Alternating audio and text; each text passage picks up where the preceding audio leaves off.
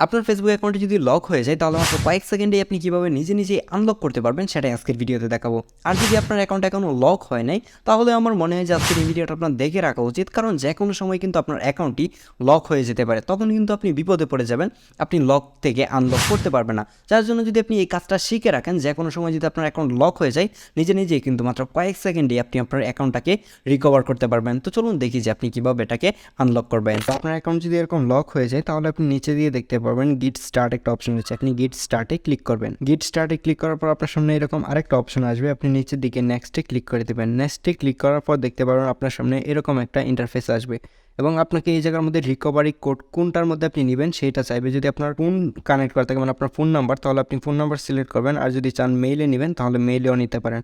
আমি ফোন নাম্বারটি সিলেক্ট করে দিলাম। ফোন নাম্বার সিলেক্ট করার পর দেখতে পারেন আপনার সামনে কিন্তু আপনার এই অ্যাকাউন্টের মধ্যে যতগুলো ফোন নাম্বার কানেক্ট করা ছিল সেই ফোন নাম্বারগুলো দেখাবে যে আপনি কোন ফোন নাম্বারটার মধ্যে কোড নিতে যাচ্ছেন। আপনি যে নাম্বারটা আপনার কাছে আছে কিংবা আপনার এই জায়গার মধ্যে কোনো জিপি সিম মানে গ্রামীণ ফোন সিম যদি থেকে থাকে তাহলে সেই সিমটা সিলেক্ট করবেন, যাতে করে আপনার কোডটা খুব দ্রুতই পান। সিলেক্ট করার পরে আপনি নিচের দিকে দেখতে পারবেন গেট কোড একটা অপশন রয়েছে, আপনি সেই গেট কোডে ক্লিক করবেন। গেট কোডে ক্লিক করলেই দেখতে পারবেন এই জায়গার মধ্যে কিন্তু কোডের অপশনটা চলে আসবে, মানে আপনি এই জায়গার মধ্যে যেই 6 ডিজিটের কোডটা রয়েছে সেই কোডটা আপনি এই জায়গায় দিয়ে দিবেন। কোড দেওয়া হয়ে গেলে নিচের দিকে দেখতে পারবেন সাবমিট একটা অপশন রয়েছে, আপনি সেই সাবমিটে ক্লিক করে দিবেন।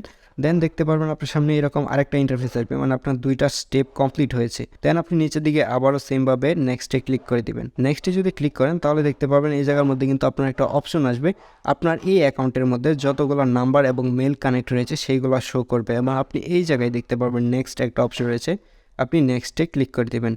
নেক্সটে ক্লিক করলেই দেখতে পারবেন এই জায়গা থেকে আপনি কোনো নাম্বার কি আসলে রিমুভ করতে চাচ্ছেন কিনা কিংবা কোনো মেল রিমুভ করতে চাচ্ছেন কিনা যেইগুলো আপনার না, আপনার অ্যাকাউন্ট কখনো হ্যাক হয়েছে হয়তো বা এরকম। তাহলে যদি রিমুভ করতে না চান তাহলে নিচের দিকে দেখতে পারবেন ডোন্ট রিমুভ এনিথিং একটা অপশন রয়েছে, আপনি এটাতে একটা ক্লিক করে দেবেন। দেন আপনি এই জায়গার মধ্যে একটা পাসওয়ার্ড দিয়ে দিবেন, এন্টার এ নিউ পাসওয়ার্ড, মানে আপনি এই জায়গার মধ্যে যেই পাসওয়ার্ডটি এখন দিবেন সেই পাসওয়ার্ডটি হচ্ছে আপনার অ্যাকাউন্টের পাসওয়ার্ড হয়ে যাবে। তো আমি এই জায়গায় একটা পাসওয়ার্ড দিয়ে দিচ্ছি। পাসওয়ার্ডটি দেওয়া হয়ে গেলে নিচের দিকে দেখতে পারবেন সেফ চেঞ্জ একটা অপশন রয়েছে, আপনি সেই সেফ চেঞ্জে ক্লিক করে দেবেন।